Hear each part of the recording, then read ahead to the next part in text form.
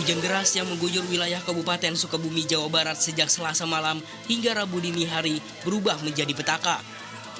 Tebing setinggi 15 meter longsor dan menimbun 2 rumah warga di wilayah Desa Bojong Genteng, Kecamatan Bojong Genteng, Kabupaten Sukabumi, Jawa Barat.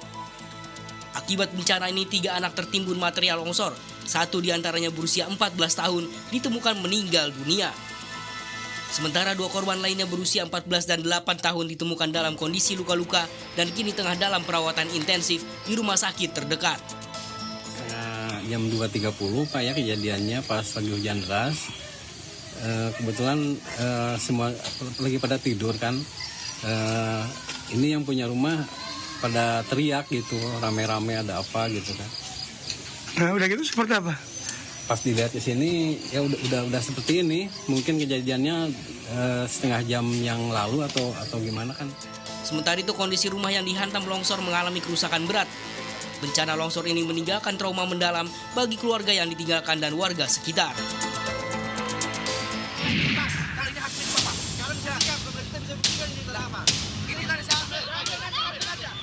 Eksekusi pembongkaran bangunan liar di Kabupaten Bekasi diwarnai aksi penolakan dari warga.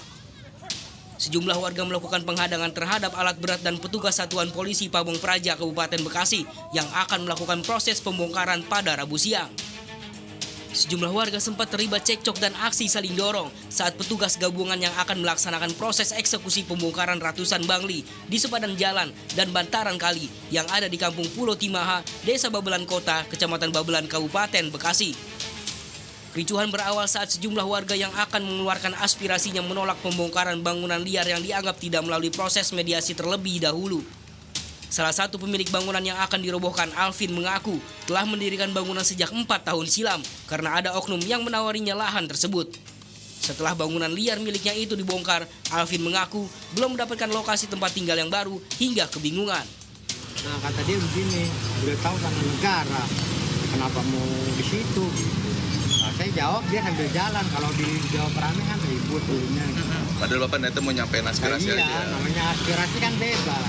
Nah, saya suruh nyari orang, sebenarnya saya nggak dibilang berminat ya kepepet. Jadi masuklah orang-orang ya kayak RT, calon-calon, ya kan. Kasatpol PP Kabupaten Bekasi Surya Wijaya mengatakan ada sebanyak 420 bangunan liar yang dirobohkan pada eksekusi hari ini.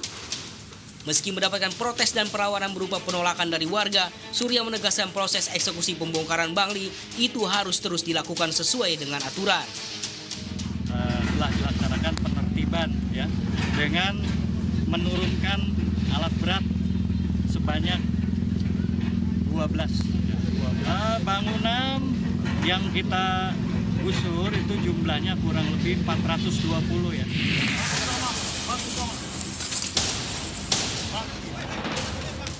Inilah detik-detik penangkapan 2 orang tersangka kurir narkoba di Kabupaten Kampar Riau.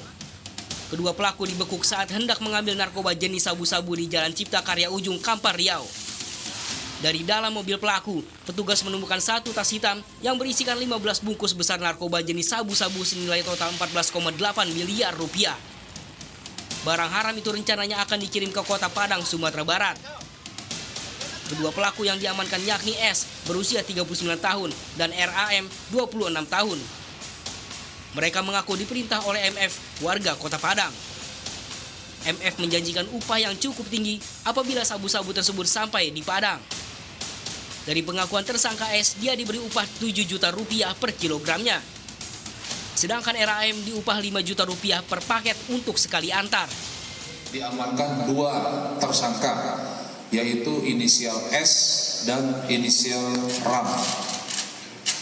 Dari pengungkapan kasus ini, barang bukti yang berhasil kami sita atau kami amankan, yaitu barang bukti jenis sabu, narkotika jenis sabu sebanyak 15 paket besar.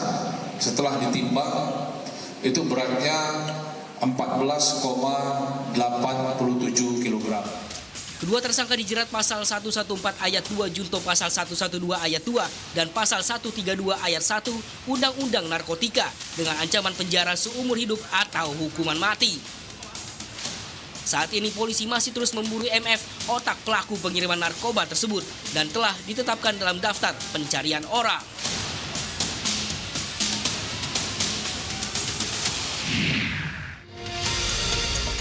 Disiarkan langsung dari studio di PIK 2. Inilah Berita Satu Malam.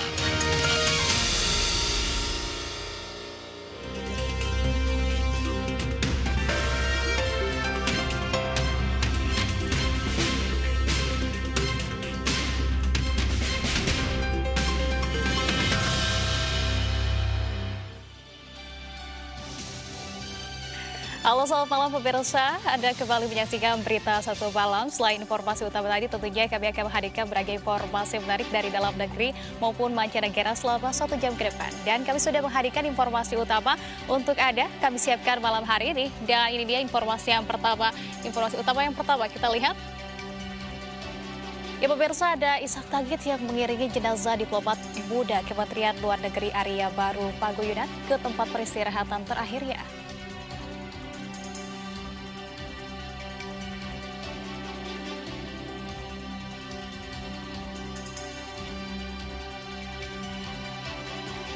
Dan untuk informasi yang kedua, pemirsa, kita lihat ada seorang ibu muda pemirsa yang berusia 25 tahun di Makassar, Sulawesi Selatan, tega memukul bayinya yang masih berusia 2 bulan dengan toples kaca hingga tewas. Dari hasil observasi, tersangka dinyatakan memiliki kelainan psikologis.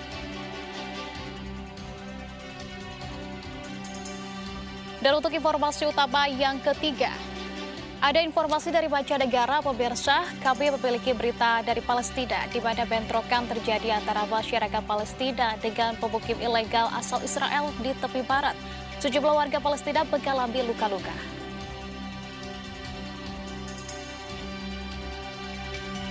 Dan pemirsa, selain informasi utama tadi, tentunya ada juga berbagai informasi menarik lainnya. Semuanya akan kami sajikan di sini hanya di Berita Satu Malam. Berita Satu, bersatu menginspirasi.